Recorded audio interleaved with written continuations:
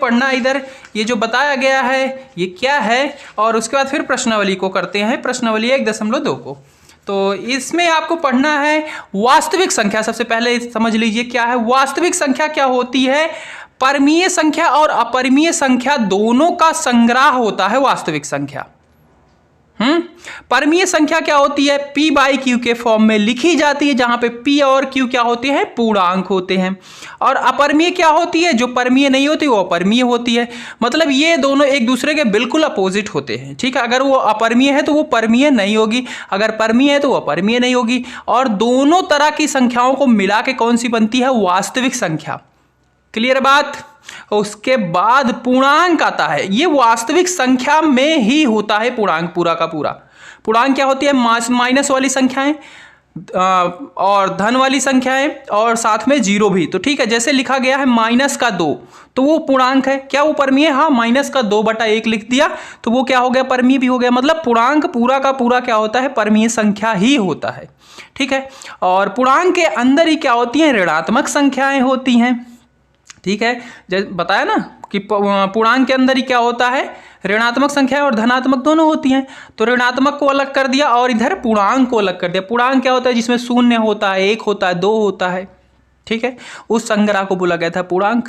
अब पूर्णांक को भी 2 बराबर भागों में इधर कैटेगरी किया जा सकता है। एक तो 0 हो गया और एक 1 2 3 4 5 6 7 ऐसे अनंत तक था, उसको प्रकृत संख्या बोलते थे।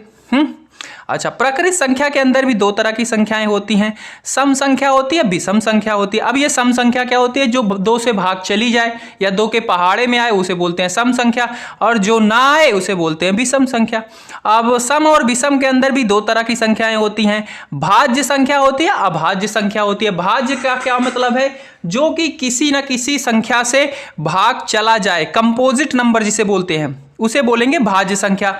और जो अभाज्य है वो क्या होती है, प्राइम संख्या, प्राइम नंबर होते हैं, वो किसी से ना जाए, सिर्फ एक से जाए और खुद से भाग देने पे जाए, उसे बोलते हैं अभाज्य संख्या। तो विषम के अंदर भी ऐसा ही होगा, उसमें भी कुछ भाज्य होती हैं और कुछ अभाज्य होती है। जैसे विषम है 3, तो 3 क्या है, अभाज्य संख्या है। और 7 भी अभाज्य है। उसके बाद 9 क्या है, भाज्य संख्या है और वो विषम भी है। इसी तरीके से सम में देखा जाए तो देखो भाज्य क्या हो गई, 4 हो गया, 8 हो गया, 10 हो गया, और अभाज्य क्या हो गया, 2 हो गया, ठीक है। 2 क्या है, अभाज्य है। तो इस तरीके से है। और इसके बाद प्रश्नावली 1.2 पे आ जाते हैं। इसमें क्या दिया गया, अब अच्छे से समझ लेते हैं। नीचे दिए गए कथन सत्य हैं या असत्य, कारण के साथ अपने उत्तर दीजिए। प्रत्येक परमीय संख्या एक वास्तविक संख्या होती है। सही बात है भाई, प्रत्येक परमीय संख्या क्या होती है, वास्तविक संख्या ही होती है। क्लियर। सत्य है क्योंकि सभी परमीय और अपरिमेयों का संग्रह वास्तविक संख्या होता है। क्योंकि वास्तविक संख्या किससे बना होता है, परमीय और अपरिमेय से बना होता है, तो परमीय वास्तविक संख्या ही होती है। दूसरा प्रश्न है, संख्या रेखा का प्रत्येक बिंदु √m के रूप का होता है, जहां m एक प्रकृत संख्या है। संख्या रेखा आपको पता है जिसपे धनात्मक वाली भी सारी संख्याएं होती हैं, ऋणात्मक वाली होती हैं, शून्य भी होता है, यानी कि पूरी की पूरी वास्तविक संख्या होती है संख्या रेखा पर। मतलब जितनी भी संख्याएं हैं सारी संख्या रेखा पर होती हैं। हाँ, तो कह रहा है कि प्रत्येक जो उसका हर एक बिंदु है √m के रूप का होता है।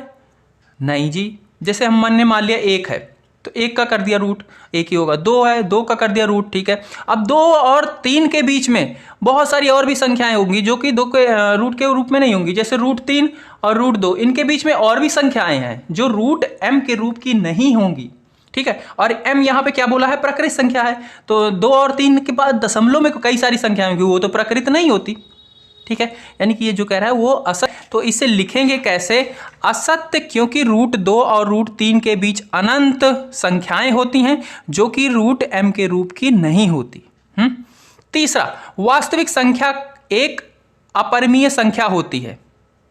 नहीं भाई, देखो वास्तविक संख्या क्या थी, वास्तविक संख्या इन दोनों से बनी हुई थी, तो वास्तविक संख्या पूरा अपरिमेय थोड़ी होती है, नहीं होता, गलत है मतलब, ठीक है। तो असत्य है क्योंकि वास्तविक संख्या में परमीय संख्याएं भी होती हैं, ठीक है। दूसरा प्रश्न है, क्या सभी धनात्मक पूर्णांकों के वर्गमूल अपरिमेय होते हैं। सभी धनात्मक संख्याएं क्या होती हैं, पता है ना, धनात्मक 1 2 3 4 5 6 7, इनका अगर वर्गमूल, पूर्णांक कह रहा है, ठीक है, तो दशमलव में नहीं होंगे, 1 2 3 4 5 6 7 यही संख्या होगी, इनके वर्गमूल अपरिमेय होते हैं। अच्छा, जैसे 2 ले लिया, ठीक है, तो वर्गमूल किया तो √2 हो गया, ये तो अपरिमेय। 3 ले लिया, ये अपरिमेय। 4 ले लिया, 4 का वर्गमूल करेंगे तो क्या आ जाएगा, 2 आ जाएगा। 2 क्या है, अपरिमेय संख्या नहीं है, परिमेय है, मतलब ये जो कह रहा है वो गलत है। यदि नहीं तो ऐसी संख्या के वर्गमूल का उदाहरण दीजिए जो एक परिमेय हो। तो ये लो, √4 ही दे दो, ठीक है, √9 दे दो। √9 का अगर आप करते हो तो वो क्या हो जाएगा, 3 हो जाएगा, और 3 क्या है, परिमेय है।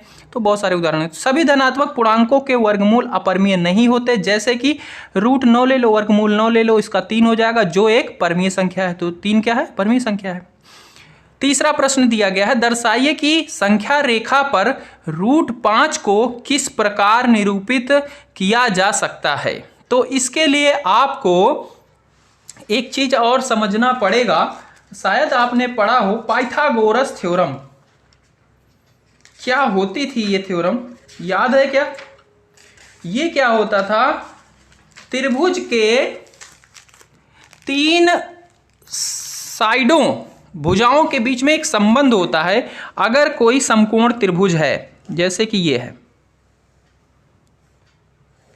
समकोण समझते हो, मतलब जिसका एक कोण 90 अंश है, ये, तो इसके और इसके और इस भुजा के बीच में एक संबंध होता है। इस भुजा को कहते हैं, जिस पे त्रिभुज रखा गया होता है, इसको बोलते हैं आधार, ठीक है, और इसको बोलते हैं कर्ण, जो सबसे बड़ी भुजा होती है, या फिर कह सकते हो जो 90 अंश वाले कोण के सामने होती है, उसको कर्ण, और इसको बोलते हैं लंब, ठीक है, ये याद रखना। अब इन तीनों भुजाओं के बीच में एक संबंध होता है, ये होता है कर्ण का स्क्वायर बराबर होता है लंब के स्क्वायर और प्लस आधार का स्क्वायर। इसी का हम प्रयोग करने वाले हैं ये √5 को संख्या रेखा पर प्रदर्शित करने के लिए, ठीक है। तो देखो, संख्या रेखा आपकी होती है ये, जिसमें दोनों तरफ ये अनंत रूप से बढ़ाई जा सकती है। यहाँ पे 0 होता है, इधर एक माइनस में संख्याएं होती हैं और इधर प्लस में होती हैं, 1 2 3 4, ठीक है। तो अब देखो, इन संबंधों से क्या हम किसी तरीके से √5 को ला सकते हैं क्या? हाँ जी, ला सकते हैं। देखो, अगर मैं आधार की जगह पे 2 कर दूं, ठीक है, आधार की जगह पे 2 कर दूं यानी कि 2 का स्क्वायर, लंब की जगह पे 1 कर दूं यानी कि 1 स्क्वायर, तो कर्ण कितना बन जाएगा, ठीक है, दोनों का सम, तो ये हो जाएगा 4 और 1, और इधर कर्ण का स्क्वायर, और जब स्क्वायर को उधर भेजेंगे तो ये हो जाएगा √5, ठीक है। तो यानी कि √5 हमारा ऐसे आ जाएगा। अब इसको इस पे कैसे प्रदर्शित करेंगे, इस पे, तो यहाँ पे तो जगह भर गई, मैं नीचे बना लेता हूँ, और मैं इस यहाँ पे आपको बताता हूँ। तो हमें क्या करना है, एक संख्या रेखा बना लेनी है, जिसपे एक 0 होगा, इधर 1 होगा, 2 होगा, 3 होगा, और ऐसे बढ़ता जाएगा। इधर ऋणात्मक में संख्याएं होंगी, आप चाहो तो लिख लो। और हम क्या करेंगे, इसका आधार लेंगे 2, ठीक है, यानी कि एक त्रिभुज का आधार लेंगे 2, यानी कि यहाँ से यहाँ तक की दूरी क्या है, 2 है, ठीक है। और फिर हम इस पे एक लंब डालेंगे, जिसकी क्या होगी, मेजरमेंट 1 होगी, ठीक है, और एक हम लंब ऐसे डाल देंगे यहीं पर, ठीक है। और जब हम लंब डाल देंगे 1 सेंटीमीटर का, तो यहाँ से यहाँ तक की जो दूरी होगी वो क्या होगी, वो कर्ण हो जाएगी, और उसका मान क्या होगा, √5 हो जाएगा, √5 हो जाएगा। और फिर कंपास की मदद से हम यहाँ से ऐसे लेके ऐसे एक क्रॉसिंग करेंगे, यहाँ से लंगड़ा लगाएंगे, ऐसे कट करेंगे, तो यहाँ पे जो कट करेगा ना, ये पॉइंट होगा √5, और इस तरीके से हम प्रदर्शित कर देंगे कि √5 यहाँ पे है। समझ पा रहे हो बात को? अब मैं इसे करके आपको दिखाता हूं। तो इसके लिए हम सबसे पहले एक स्केल की मदद से एक रेखा बनाएंगे बढ़िया सी, ठीक है, और उस पे हम वैल्यू लेंगे। तो ये मैंने एक रेखा बना ली, और यहाँ पे मैं मान लेता हूँ 0, और मैं स्केल रख के इस पे 2 सेंटीमीटर की दूरी ले लेता हूँ। यहाँ से ये 0 है, तो ये हो गया 1 सेंटीमीटर, ये हो गया 2 सेंटीमीटर। ठीक है, रूट 5 ही करना है, तो जैसे समझाया वैसे ही करना है, मतलब आधार हम 2 सेंटीमीटर का ले लेंगे। अब इस पे डालना है हमें लंब। तो लंब डालने का क्या तरीका होता है? एक तो है कि आप चांदा उठाओ और उसको ऐसे रखो और उस पर 90 अंश का जो कोण बनाए उस पर ऐसे सीधी एक रेखा बना दो और 1 सेंटीमीटर की कट कर लो। ठीक है, तो आपके पास चांदा होगा तो आप चांदा रखिएगा और उससे कर लीजिएगा। और दूसरा तरीका है कि आप इस पे कंपास की मदद से भी बना सकते हो। तो मैं आपको बना के दिखा रहा हूँ, पर मेरे पास इरेजर नहीं है, इसी की वजह से देखो आपको ऐसे डिस्टेंस लेनी है यहाँ पे। ठीक है, और उसके बाद इसको ऐसा कुछ कट करना है यहाँ पे भी और यहाँ पे भी। ठीक है, ठीक है, अब इसको उठाना है और यहाँ पे रखना है और इसके बीच में जो दूरी है वो थोड़ी सी बड़ी कर लेनी है ऐसी। ठीक है, और ऐसी करेंगे कि यहाँ पे जहाँ पे ऊपर बिल्कुल ये क्या हो दूरी, ये थोड़ी इससे बड़ी हो जाए, ऐसा हो जाए। ठीक है, ऐसा करके हम एक क्रॉस ऐसा लगाएंगे इधर से, और अब इसकी बीच की दूरी को चेंज नहीं करेंगे, बदलेंगे नहीं बिल्कुल भी, और यहाँ पे रखेंगे और यहाँ से भी एक क्रॉस लगाएंगे बिल्कुल सही तरीके से। ये तो जहाँ पे ये दोनों कट कर रहा है ये एक बिंदु मिल गया और हमें एक बिंदु पता ही था, और इन दोनों को जब हम ज्वाइन करेंगे तब हमारा एक हमें लंब मिल जाएगा इस बिंदु पे। ये एक हमें एक लंब मिल गया। बाकी चीज़ों को आप मिटा दोगे, मेरे पास इरेजर की दिक्कत है तो मैं मिटा नहीं रहा हूँ, बाकी आप इसको इन सबको मिटा देना। तो ये हमें लंब मिल गया। अब इसकी मेजरमेंट करनी है, हमें कितना रखना है, 1 सेंटीमीटर। तो आप चाहो तो कंपास के अंदर दूरी लो 1 सेंटीमीटर और फिर उससे कट कर दो। ठीक है, ऐसे, या फिर मेरे पास स्केल है तो मैं ऐसे ही नाप करके वहाँ पे कट कर लेता हूँ। ठीक है, तो ये हमारा होगा 1 सेंटीमीटर यहाँ पे। ठीक है, और फिर हम इसको और इसको ज्वाइन कर देंगे तो ये जो लंब होगा वो क्या हो जाएगा, √5 हो जाएगा। इसको और इसको ज्वाइन करने के लिए पहले स्केल रख के उस पे बिंदु पे जो है अपनी पेंसिल रख के देख लिया करो। ठीक है, कि वो पड़ रहा है कि नहीं, और फिर हम ऐसे इसको ज्वाइन कर देंगे। तो ये जो दूरी बनी ये क्या है, √5 की है, और इसको अब हमें इस नंबर लाइन पे लाना है। तो नंबर लाइन पे लाने के लिए हम इसके और इसके बीच की दूरी जो है उसको हम कंपास पे मेज़र करेंगे और ये इस तरीके से इतनी हो जाएगी। इस पे यहाँ इसके और इसके बीच की दूरी क्या है, ये √5 है, और फिर हम इसको धीरे से ऐसे कट करेंगे नंबर लाइन पे। तो जहाँ पे ये कट कर रहा है यहीं पे है क्या, √5। तो इसके मिडिल में होगी 1 सेंटीमीटर, यहाँ पे है 2 सेंटीमीटर, और ये वाला बिंदु है क्या, √5। तो इस तरीके से आपको इसे करना है। समझ पा रहे हो? तो इसकी नेमिंग कर देता हूँ, इसको कर देता हूँ 0, यहाँ पे इसका नेमिंग कर देता हूँ A और इसका कर देता हूँ B।